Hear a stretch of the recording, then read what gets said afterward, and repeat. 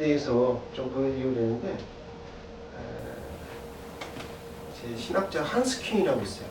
그 사람은 뭐라고 저희한테 얘기했냐면 하나님이 자연에 다 그런 걸 자기를 나타내시기 위해서 이런 걸 시스템을 만들어 놓으셨대요.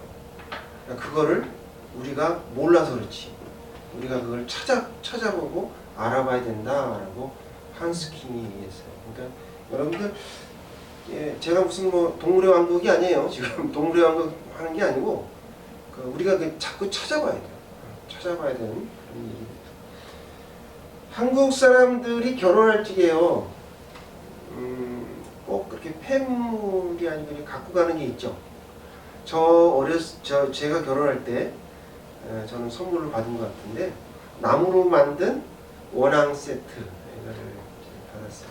근데 요새는 그렇지 않은 것 같아요. 결혼식 때 그런 걸 잘 안 하는 것 같은데 어쨌든 전통 혼례 때는 그게 꼭 있어야 돼요. 그죠 어르신? 그죠? 이렇게 꼭 그게 있어야 결혼식을 하더라고요. 근데 왜 원앙을 이렇게 할까? 그랬더니 원앙이요 금술이 좋대요. 그리고 한 번 결혼하면 평생을 같이 한대요. 그러니까 이제 그런 새들이 그렇게 많지 않습니다. 거의 뭐 유일무이한 게 원앙인데 그러니까 사람들이 그걸 알고 원앙처럼 살아라, 백년회로 해라 이런 뜻으로 아마 선물을 하는 것 같아요.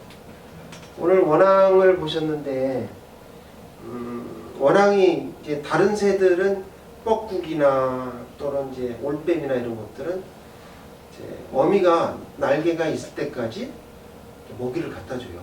키우고. 근데 어떤 특히나 이제 올빼미 같은 경우는 자기 날 수 있는데도 한 달간을 더 어리광을 부려요. 버티게. 그래갖고 한 달 동안 자기 날 수 있는데도 불구하고 안 날아. 그리고 한 달 동안 그걸 먹이를 다 먹고 그 다음에 이제 독립해서 이제 날아가거든요.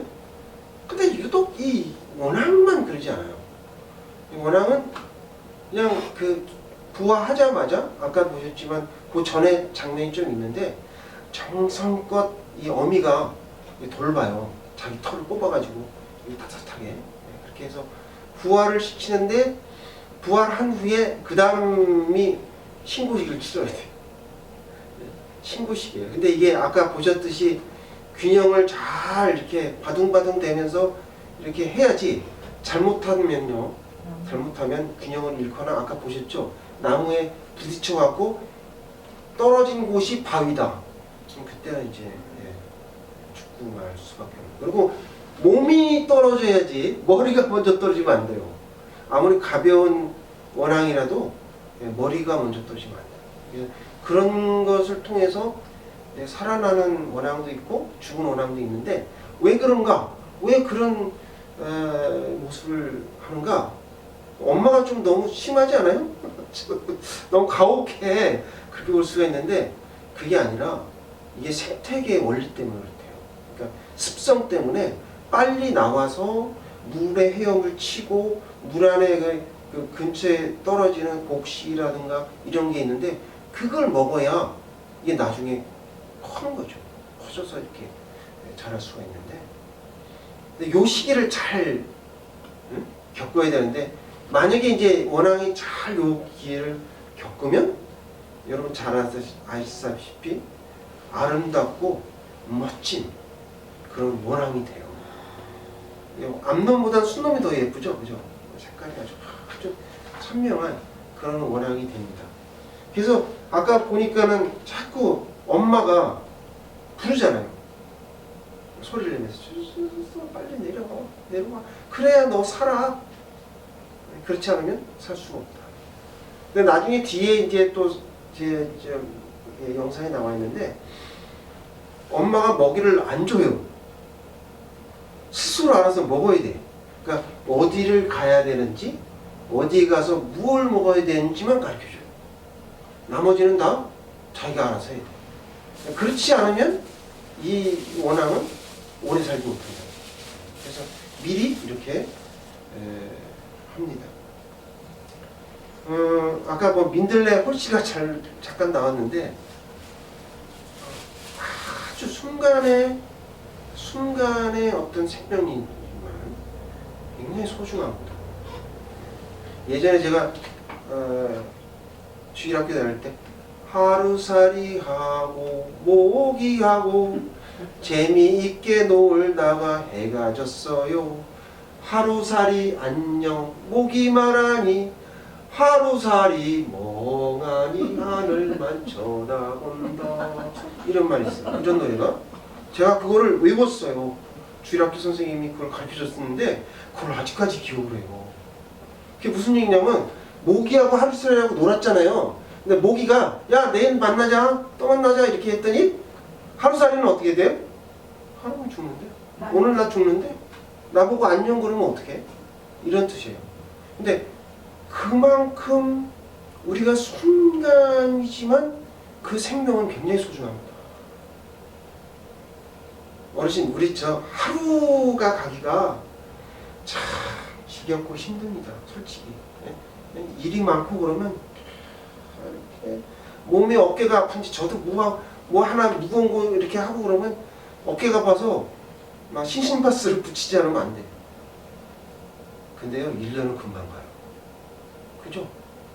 하루는 그렇게 많이 힘든 것 같은데 돌아보면 1년은 금방 간다니까요.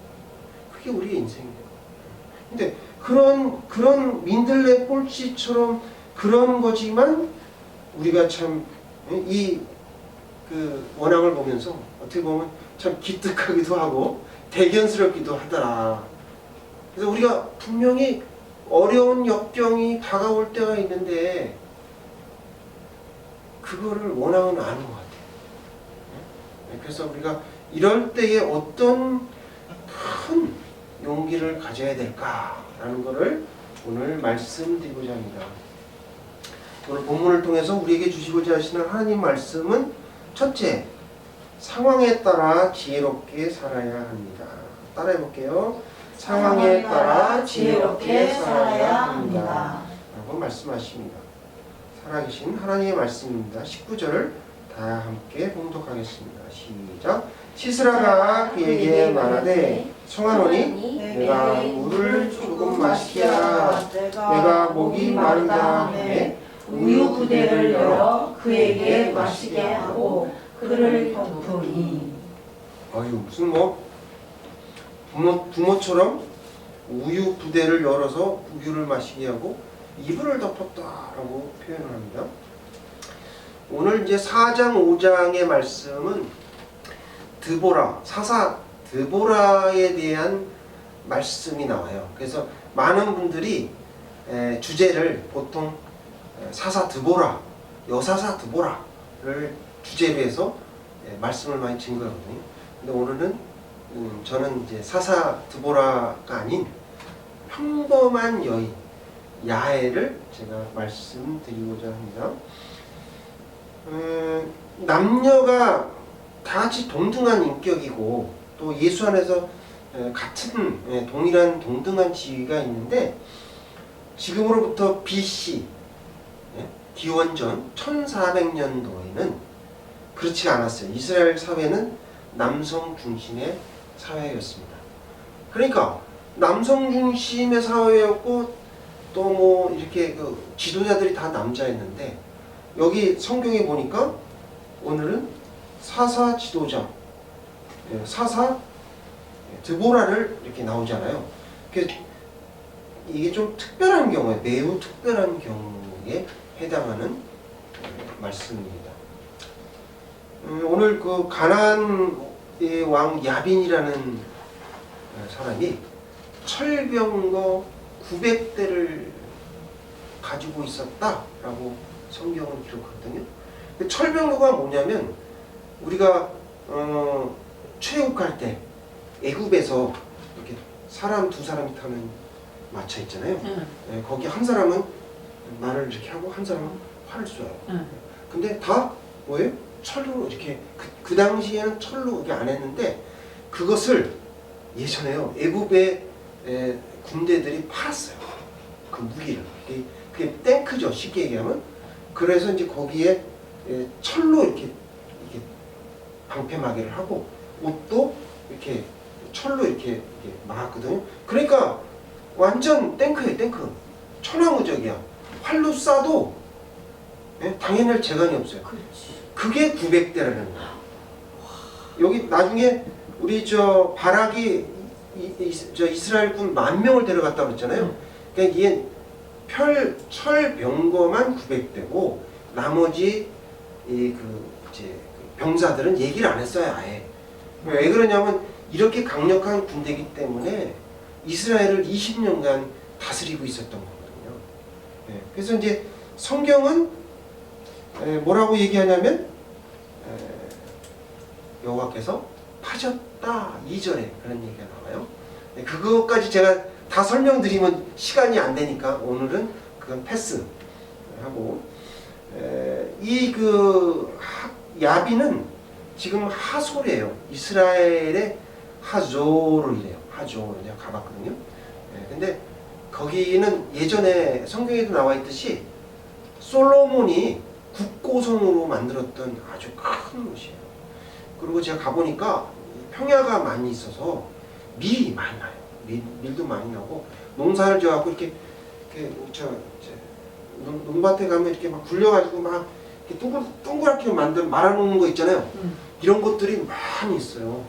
넓은 평야이기 때문에 그렇겠죠. 그곳에서 이제 통치했던 야빈이었는데 여기 이제 드보라는 하나님의 말씀에 순종했다라고만 나와요.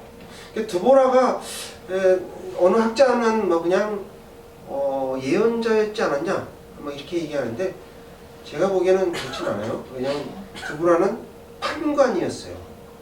그러니까 이게 판사 재판도 하고 힘도 있었고 내가 봐서는 그 다음에 예언도 했었어요. 그런 이제 드보라인데 드보라가 어떤 전략을 세웠냐면 야 이거 도저히 안 되겠다. 그 주위에서는 가장 강력한 탱크니까 그걸 물리치려면 수중전을 해야겠다 이런 생각을 가지고 그래서 이제 그렇게 계획을 딱 짠 거예요. 그러고 나서 나중에 바락을 이제 다볼산에 있다가 나중에 이제 이게 무력화되면 뒤를 쳐라 이런 이제 전략을 가지고 있었습니다. 주보 뒷면에 보니까 사사기 5장 20절 말씀 있죠? 드보라의 노래 다 같이 읽어볼게요. 시작. 별들이 하늘에서부터 쏘되 그들이 다니는 길에서 시스라와 싸웠도다. 기손강은 그 무리를 표류시켰으니 이 기손강은 옛강이라. 내 영혼아 내가 힘 있는 자를 밟았도다. 아주 시가 아주 그냥 힘이 넘치죠. 거기에서 기손강은 그 무리를 표류시켰다 이런 거죠. 근데 이런 예언도 모르고 바락은요 너무 두려워했어요. 왜냐하면 그 전에 이제 야빈이 어떤 왕인지를 알았고 그렇기 때문에 두려웠어요. 그리고 이제 예언을 했잖아요. 우리 드보라가 우리가 이제 이스라엘이 이길 것이다. 하나님이 그 야빈을 우리에게 주셨다. 이제 파셨다라고 생각하고 쳐들어가서 나중에 야빈 그 산에 가야 되는데 이 바락이 그렇게 안 하고 뭐라고 얘기하냐면 같이 가지 않으면 내가 다볼산에 안 가겠다. 그렇게 고집을 부려요. 그래서 드보라가 그렇게 얘기합니다. 네가 이번 전쟁 때 내 말을 듣고 하나님의 말씀을 믿음으로 행했더라면 너 영광 받고 하나님께 상 받을 텐데 안 됐다, 안타깝다, 다른 사람이 받을 걸 이렇게 예언을 했어요. 이제 예상대로 시스라가 탱크를 900대 1 끌고서 이제 마차를 해가지고 달려왔죠. 그 이제 이스라엘 기병이 있었거든요. 기병이 가서 이제 맞서는 척 하다가 도망치는 거예요. 싹. 근데 여기가 어디냐면 이스라엘에 갈멜산이 있어요. 갈멜산이 있는 그러니까 그 기손강 물이 흘러서 나중에 북쪽 갈멜산 쪽에 바다로 흘러가거든요. 근데 이제 이게 와디라고 그러잖아요. 비가 많이 올 적에는 막 강이 되는데 강수량이 적을 때는 또 싹 말라버리고 또 물이 조금만 흐르는 그런 곳이에요. 그런 곳까지 이제 딱 이제 왔는데 이스라엘 기병들이 물론 이제 유인하려고 도망갔죠. 그랬더니 이제 뭐 시스라는 자기가 이제 이 철병거가 있으니까 그걸 믿고 이제 추격하는 거죠. 이제 다 몰살시키겠다 하고 막 쳐들어왔는데 그걸 딱 멀리서 바라보고 신호를 딱 합니다. 쫙 하니까 위에 댐을 그냥 팍 무너뜨렸어요. 그래서 그 기슭강의 상위에 있는 물이 그냥 쫙 갑자기 흘러내리니까 어떻게 돼요? 갑자기 흘러내리면 토사도 같이 그게 석탄물이 되잖아요. 그래갖고 막 하는데 근데 뭐 이스라엘은 워낙 이제 비가 많지 않기 때문에 아마도 운동이 쪽에 몰았던 것 같아요. 물이 그냥 완전히 막 심수 상태에 자기 뭐 어깨까지 닿겠죠. 그런 상황에 물이 되는 곳에 시스라의 그 기병이 막 그걸 쳐버린 거예요. 그러자마자 말이고 사람이고 마차고 진흙벌에서 어떻게 나옵니까? 물속에서 나오기 힘든데요. 그런 사이에 뒤에서 이제 다볼산에 있던 바락이 와갖고 화살을 쏘고 물에서 올라오는 사람들 다 그냥 막 갑옷이 젖었잖아요. 그래가지고 이제 시스라와 겨우 몇몇 사람만 이제 간신히 목숨을 유지해갖고 이제 도망친 거죠. 걸어서 도망쳤다고 그래요. 성경은 나와 있잖아요. 걸어서. 그래서 한 장막에 이르렀어요. 한 장막에 이르렀는데 그것이 원래 이제 예전에 모르는 사람이 아니고 그냥 알던 사람이었어요. 시스라가 이제 장막에 들어온 게 헤벨의 아내 야엘에게 이제 갔죠. 내가 목이 너무 많다. 물을 좀 다오. 그렇게 부탁을 하니까 이제 야엘이 이제 주는데, 근데 왜 그곳을 갔을까? 그죠? 그렇게 무장해제 전혀 뭐 의심도 안 하고 그렇게 한 거에 대해서 의심의 여지가 있거든요. 근데 이게 이제 어디에 나오냐면 아까 처음 우리가 11절에 읽었잖아요. 모세의 장인 겐족속이었다 이렇게 나오거든요. 물론 이제 겐족속도 이스라엘 백성 중에 속합니다. 12지파에는 속하지 않지만 속해요. 속하는데 제가 봐서는 중립적인 그 태도를 취한 것 같아요. 나중에 여러분 아시면 이제 에레미야서 35장에 보면 35장 몇 절인가 10절에 보면 레갑 족속이 나와요. 하나님이 칭찬하시는 레갑 족속이 나오는데 그 레갑 족속의 조상이 겐 족속이에요. 그러니까 같은 얘기예요. 그러니까 레갑 족속은 뭐를 세 가지를 금지하겠어요? 첫 번째, 포도주를 먹지 말라. 두 번째, 집을 짓지 말라. 예? 세 번째, 뭐예요? 그 다음에 뭐지? 포도 열매도. 포도원을 소유하지 말라. 세 가지. 그래야 니네들이 이 땅에서 살 수 있다. 그렇지 않으면 니네들은 족속이 멸할 수 있다. 이게 쉽게 얘기하면 이스라엘에도 이제 안 하고 이쪽 시스라 쪽도 아닌 중립을 지켰지 않았나. 그렇기 때문에 이제 이렇게 오지 않았나. 그것도 재밌는 거는 이 사람들이 평생을 장막에서만 거했거든요. 그러니까 거기다 또 장막을 쳤어. 이렇게 어떻게 하다 보니까 그게 하나님이 다 섭리겠죠. 그래서 여기 성경에는 이제 야엘이 지혜롭다라고는 나와 있지 않지만 우리가 볼 적에는 매우 명석한 여인이었다. 왜냐? 그 당시에 전쟁의 소문을 들었겠죠. 들었고 또 전쟁에서 승리를 하려면 적장을 죽여야 되잖아요. 근데 어떻게 해야 되는지를 알고 있었다는 거예요. 그래서 우리는 어떤 여러 상황이 오게 됩니다. 일제시대 도 우리가 겪었고 6.25도 겪었고 그랬는데 그런 상황 속에서 지혜롭게 살아야 된다라고 오늘 말씀을 하십니다. 둘째로는 영적 기회가 왔을 때 결단해야 합니다. 따라해 볼게요. 영적 기회가 왔을 때 결단해야 합니다. 라고 말씀하십니다. 거룩하신 주님의 말씀입니다. 21절 다 함께 읽겠습니다. 시작. 그가 깊이 잠드니 해변 안에 야엘이 장막 말뚝을 가지고 손에 방망이를 들고 그에게로 가만히 가서 말뚝을 그의 관장우리에 박음에 말뚝이 꿰뚫고 땅에 박히니 그가 기절하여 죽으니라. 예. 그 당시에요 장막을 이렇게 치는 거는 여자의 몫이었대요.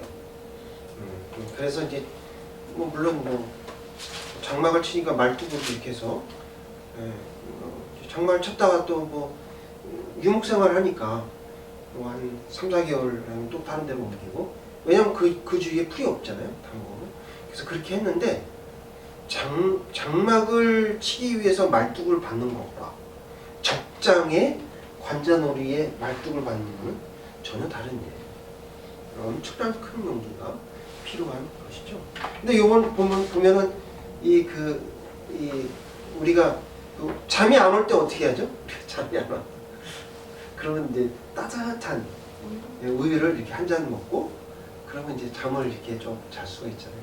우리 손주들도 보니까 우유를 먹고 나서는 어떻게 해요? 세간세간 졸려가지고 잠을 자잖아요. 근데 이제 요번에 보니까 야엘이 물을 달라고 탁 하니까 아마도 맛있게 줬겠죠. 크림을 갖다가 좀 맛있게 했고 달달한 꿀도 좀 섞고 이렇게 해가지고 딱 주니까 이게 생각보다 더 많이 먹었을 것 같아요. 벌컥. 그러고 나서 이제 이렇게 심령이 이제 안심이 되면서 잠이 들어요. 근데 이제 야엘이 기회는 딱 한 번밖에 없다. 기회는 없어요. 잘못 차고 들키거나 잘못하면 어떻게 돼요? 자기는 죽는 거예요. 그럼 장수인데. 그래서 원래 살갑 가가지고 말뚝으로 시스라의 정수리에 갖다 대고 여기서 꽝 내려쳤어요. 피가 튀었겠어요? 안 튀었겠어요? 튀었겠죠. 근데 여기 성경은 이제 기절했다. 뭐 관통한 것도 얘기가 나오는데 뭐 여자의 힘으로 관통을 했을 수도 있고 안 할 수도 있지만 어쨌든 그 정도로 세게 때리면요 뇌진탕으로 죽어요 사람은. 그렇게 하지 않아도 왜냐하면 머리가 약하기 때문에 또 이제 이 해부 두개골이 단단해요. 그래서 웬만해서는 잘 안 되는데 여기는 좀 약하죠. 약해요. 약한 부분이 고기를 친 거예요. 그래서 뇌진탕으로 죽었지 않았나 이렇게 봅니다. 어쨌든 엄청난 용기를 가지고 있었고 이런 용기를 가지고 있었던 사람이 바로 야엘이었어요. 사사 드보라에 못지않는 그런 여장부였죠. 아까 우리 원앙이 탁 떨어지는 모습은 저는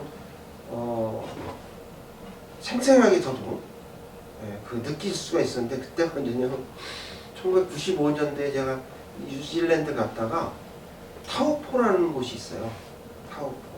북섬의 이게 중앙에 있는 커다란 호수인데 타우포에 뭐가 있었냐면 번지 점프가 있었습니다. 번지 점프. 그래서 퀸슬랜드 한 곳과 거기에 있었는데 타우포가 세계에서 제일 높은 곳에 있는 게 타우포 번지 점프예요. 저는 이제 뭣도 모르고 군대 갔다 온 사람이 그거 못하겠어. 그러고서 이제 돈을 내고서 올라갔는데 막상 올라가서 뛰어내리려고 하다 보니까 이거 뭐 장난이야. 저도 머뭇머뭇하더라고요. 나중에 사진을 찍어줘요. 그때 사진이 있는데 지금 보면 엄청 긴장되어 있는 상황에서 찍었던 사진이 있어요. 뛰어내리긴 뛰어내렸습니다. 어쨌든. 근데 그 이후로는 근데 다시는 안 해요. 그건 지금 나이 먹어서 할 일이 아닙니다. 원앙도 그게 엄청난 높이예요. 그게 작은 높이가 아닙니다. 근데 왜 그렇게 했느냐면 어미 원앙이 그렇게 안 하면 뱀이나 그다음에 죽기 때문에 그렇게 한 거죠. 요 저기 판교에도 하나 있죠. 호수공원 무슨 공원에. 예. 그래서 보니까 광교. 광교 아니 광교 말고 저기 아니 판교가 아니라 분당. 예. 분당에 있었죠. 율동공원 거기에 있는데 사람들이 지난번에 뭐 TV 좀 보니까 올라갔다가 포기하고 내려오는 남자들도 있더라고요. 그래서 그게 쉽지 않은 거예요. 쉽지 않아요. 걔네 뭐 하물며 적장을 죽이려고 했으면 엄청난 용기가 필요했을 겁니다. 성경은 왜 야엘이 그런 행동을 했는지에 대한 동기를 얘기하지 않아요. 얘기하지 않는데 아마도 제가 보기엔 성령님의 콜링을 받았죠. 성령의 불을 받았기 때문에 그렇게 하죠. 그렇지 않으면 참 쉽지 않은 거였다. 어미 원앙이 콜링을 하듯이 다 부르듯이 하나님께서 우리를 콜링할 때 있어요. 그럴 때 여러분들이 예스 하고 하나님께 뛰어내려야 되죠. 힘들지만 뛰어내려야 돼요. 여러분들도 뭐 여기 오시느라고 힘들었잖아요. 개척교회 오시느라고 너무 힘들었죠. 아무나 개척교회 올 수가 없어요. 하나님이 오라고 하시고 콜링 하시고 여러분이 거기에 대해서 응답을 했기 때문에 오신 거죠. 그런데 반해서 오늘 저 주보 4장 8절에 다 함께 읽을게요. 시작. 바라니 그에게 이르되 만일 당신이 나와 함께 가면 내가 가려니와 만일 당신이 나와 함께 가지 아니하면 나도 가지 아니하겠노라 하니. 물론 뭐 겁을 먹었다 하더라도 이렇게 영적으로 이렇게 하나님께서 부르시면 우리는 순종을 해야 돼요. 순종을 해야 되는데 상 받을 기회를 잃어버렸죠. 여러분 이게 조건부 승낙을 하시는 분이 간혹 계세요. 그게 뭐냐면 내가 개척교회를 가긴 가는데 3년 지나서 계속 버티나 좀 보고 가겠다라고 하시는 분들 제가 주위에 몇 분 봤어요. 그러니까 똑똑하신 것 같은데 그렇지가 않습니다. 여러분 통조림도 유효기간이 있어요. 3년 지나서 유통기간 안에 먹어야지. 그렇지 않으면 어떻게 돼요? 큰일 나요. 버려야 돼요. 3년 기간이 있어요. 그거 안에 오셔서 개척교회 참석하셔야지. 어느 교회든. 그렇게 안 하시고 그렇게 후에 간다면 다 안정되고 그런 상황에서 가봤자 KTX 시간 놓친 상황에서 아무리 불러봤자 못합니다. 제 시간에 떠나요. 여러분들 만약에 그런 생각이 있으시면 빨리 개척교회 가셔야 돼요. 그런 마음을 하나님 주시면 콜링 하시면 빨리 가셔야 돼요. 그렇지 않으면 나중에 시상식 명단에서 제외돼요. 천국 시상식 명단에서 제외된다니까요. 그걸 잘 아시고 여러분들이 영적 기회가 왔을 때 결단을 해야 된다고 말씀하십니다.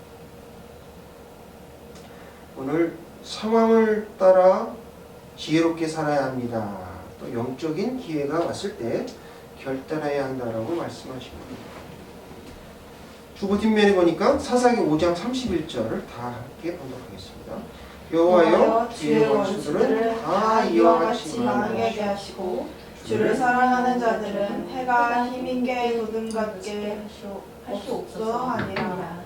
그 땅이 40년 동안 평온하였더라. 네, 40년 동안 평온하였다. 이 말이 아주 주를 사랑하는 자들은 해가 힘있게 도둑같게 하시옵소서 이렇게 나와 있죠. 그러니까 해가 도둑같이라고 성경은 기록하는데 여기 그 주의 원수도 이와 같이 망한다. 그러니까 아까 시스라처럼 그렇게 된다는 얘기죠.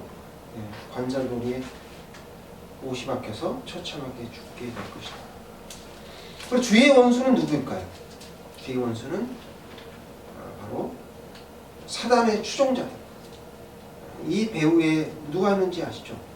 이스라엘 20년간 탄압했던 그러한 강한 족속들이라고 말합니다. 5장 28절에 이제 한번 찾아보셔서 보시면 제가 읽겠습니다. 5장 28절 재미있는 표현이 나와요.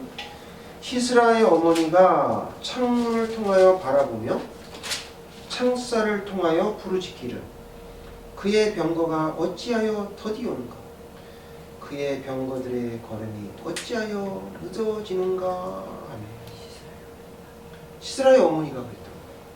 이게 무엇을 말해주는 거냐? 시스라의 그 뒤편에 보면 시녀들이 그렇게 얘기를 해요. 노량물이 많아서 여자들을 취하느라고 늦습니다.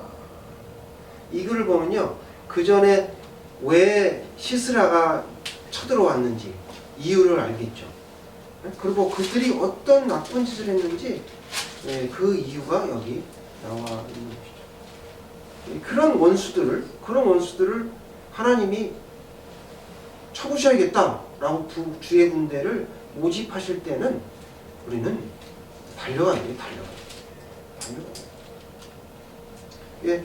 믿음은 말이에요. 다른 말로 표현하면 의리다 이렇게 얘기할 수 있습니다. 친구에게 어려운 일이 있을 때 우리가 발벗고 나서서 그들을 돕듯이 하나님께서 우리를 부르실 때는 앞뒤 생각하시면 안 돼요. 그냥 무조건 가요. 순종하고 가야 나머지는 하나님께서 다 해결해 주세요. 그래서 부르시면 우리가 달려가는, 우리 여기 보면 열심으로 주를 섬기면 천국에서 해와 같이 빛날 것이다. 여러분이 유명인이 될 것이다 라고 성경이 기록하잖아요. 그러니까 여러분들은 뭐 딴 거 할 거 없습니다. 주를 열심히 믿고 섬기고 사랑하는 그 사랑이 나는 교회 성도님이 다 되시기를 주님의 이름으로 축원드립니다. 다 같이 기도하시겠습니다.